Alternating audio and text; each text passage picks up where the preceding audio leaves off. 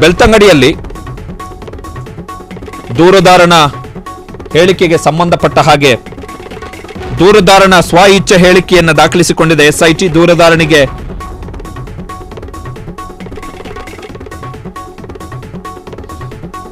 ಒಂದೇ ಒಂದು ಪ್ರಶ್ನೆಯನ್ನ ಕೇಳಲಿಲ್ವಂತೆ ಎಸ್ಐಟಿ.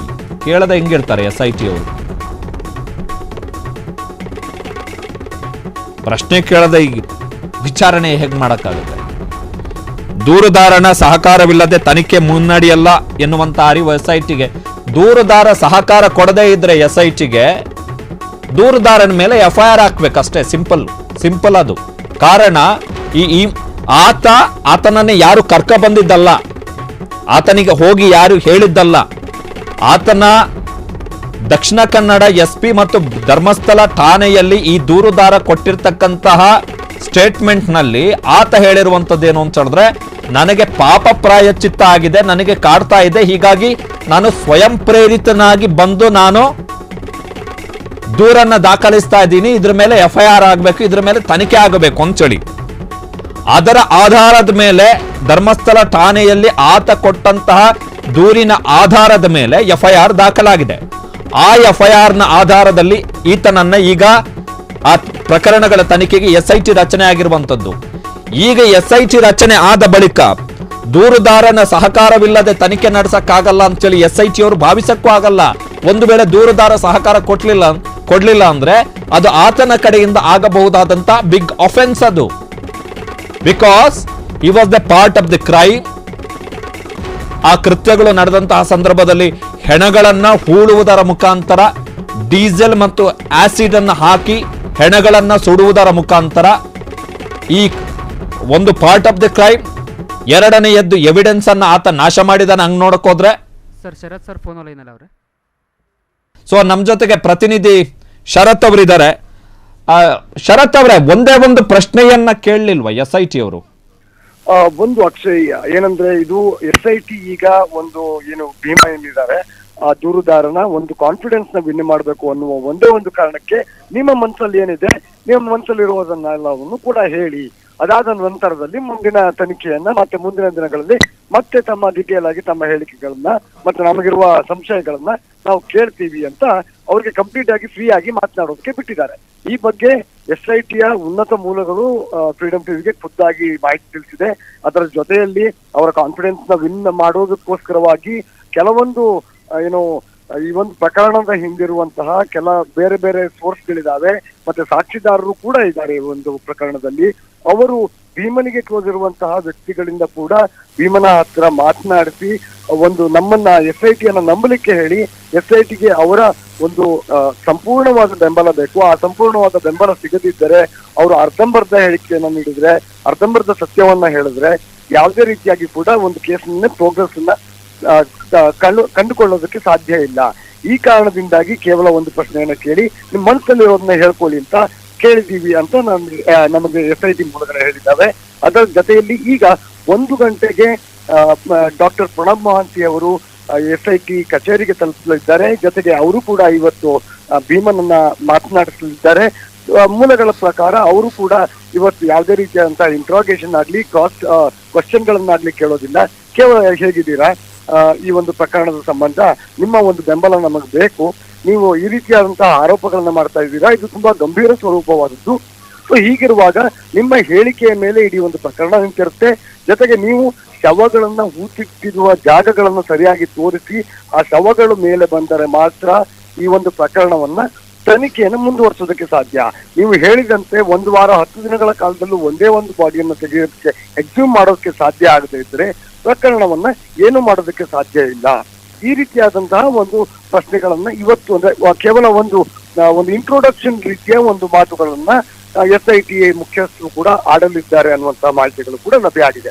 ಯಾಕೆಂತಂದ್ರೆ ಇಂತಹ ಪ್ರಕರಣಗಳಲ್ಲಿ ಗಂಭೀರ ಸ್ವರೂಪವಾದಂತಹ ಆರೋಪಗಳಿದ್ದಾಗ ಒಂದು ದೂರುದಾರರ ಒಂದು ಸಾಕ್ಷಿಯ ಮೇಲೆ ಅಥವಾ ಅವರ ಒಂದು ದೂರಿನ ಮೇಲೆ ಎಲ್ಲವೂ ಅವಲಂಬಿತವಾಗಿರುತ್ತೆ.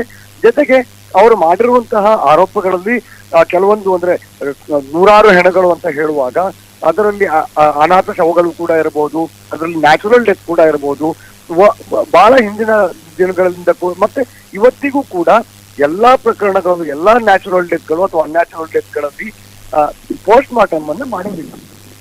ಸೊ ಪೋಸ್ಟ್ ಮಾರ್ಟಮ್ ಅನ್ನ ಮಾಡದೆ ಎಷ್ಟೋ ಪ್ರಕರಣಗಳಲ್ಲಿ ಸ್ಯಾನಿಟೇಷನ್ ವರ್ಕರ್ಗಳನ್ನ ಬಳಸ್ಕೊಂಡು, ಅದು ರೂರಲ್ ಪಾರ್ಟ್ಸ್ ಆಫ್ ಕರ್ನಾಟಕದಲ್ಲಿ ಅಥವಾ ದೇಶದ ಯಾವುದೇ ರಾಜ್ಯಗಳ ಆಗಿದ್ರು ಕೂಡ ಅಲ್ಲಿ ಈ ರೀತಿಯಾದಂತಹ ಏನು ಸ್ಯಾನಿಟೇಷನ್ ವರ್ಕರ್ಗಳನ್ನ ಬಳಸ್ಕೊಂಡು ಹೆಣಗಳನ್ನ ಹೂಳುವಂಥದ್ದು ತುಂಬಾ ಸಾಮಾನ್ಯ. ಅದೇ ರೀತಿಯಲ್ಲಿ ಈ ಪ್ರಕರಣದಲ್ಲೂ ಕೂಡ ಹಲವು ದೇಹಗಳು ಇದೇ ರೀತಿಯಾಗಿ ಆಗಿರುವಂತಹ ಸಾಧ್ಯತೆಗಳು ಕೂಡ ಇದ್ದಾವೆ. ಆದರೆ ಶವಗಳನ್ನ ಮೇಲೆತ್ತಿದರೆ ಮಾತ್ರ ಶವಗಳೇ ಮಾತನಾಡ್ಕೊಂಡು ಹೋಗ್ಬೇಕು ಈ ಪ್ರಕರಣದಲ್ಲಿ ಹೊರತು ಇನ್ಯಾವುದೇ ರೀತಿಯಾದಂತಹ ಬೇರೆ ಮಾರ್ಗಗಳಿಲ್ಲ. ಸೊ ಈ ಎಲ್ಲ ಅಂಶಗಳನ್ನ ಗಮನದಲ್ಲಿಟ್ಟುಕೊಂಡು SIT ಈಗ ಭೀಮನ ಕಾನ್ಫಿಡೆನ್ಸ್ ನ ವಿನ್ ಮಾಡೋದಕ್ಕೆ ಪ್ರಯತ್ನ ಮಾಡ್ತಾ ಇದೆ. ಅಕ್ಷಯ್, ಓಕೆ, ಥ್ಯಾಂಕ್ ಯು ಶರತ್ ಅವರೇ ನಿಮ್ಮೆಲ್ಲ ಮಾಹಿತಿಗಾಗಿ. ಬಟ್ ಇಲ್ಲಿ ಒಂದು ಅಂಶವನ್ನ ನಾವು ಗಮನಿಸಬೇಕು, ಏನು ಅಂತ ಹೇಳಿದ್ರೆ, ಇದು ತೀರ ಭಿನ್ನವಾದಂತಹ ಪ್ರಕರಣ. ಈ ಪ್ರಕರಣದಲ್ಲಿ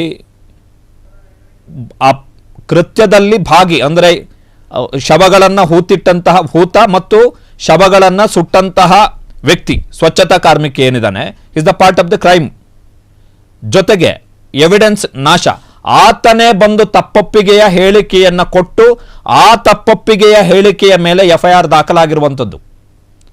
ಬೇರೆ ಪ್ರಕರಣಗಳಲ್ಲಿ ಏನಾಗುತ್ತೆ ಅಂತ ಹೇಳಿದ್ರೆ, ಪೊಲೀಸರು FIR ಅನ್ನ ದಾಖಲು ಮಾಡ್ಕೊಂಡಿರ್ತಾರೆ, ಸಾಕ್ಷಿಗಳನ್ನು ಕರೀತಾರೆ, ಆಗ ಸಾಕ್ಷಿಗಳ ವಿಶ್ವಾಸವನ್ನ ಗಳಿಸಬೇಕಾಗತ್ತೆ. ಬಟ್ ನಾವು ಈ ಪ್ರಕರಣದಲ್ಲಿ ಆತನೇ ಸಾಕ್ಷಿದಾರ, ಆತನೇ ಪ್ರಮುಖ ಸಾಕ್ಷಿ, ಆತನೇ ಹೈ ವಿಟ್ನೆಸ್, ಆತನೇ ಕೃತ್ಯದ ಭಾಗಿದಾರ, ಆತನೇ ಸಾಕ್ಷ್ಯನಾಶದ ಭಾಗಿದಾರ.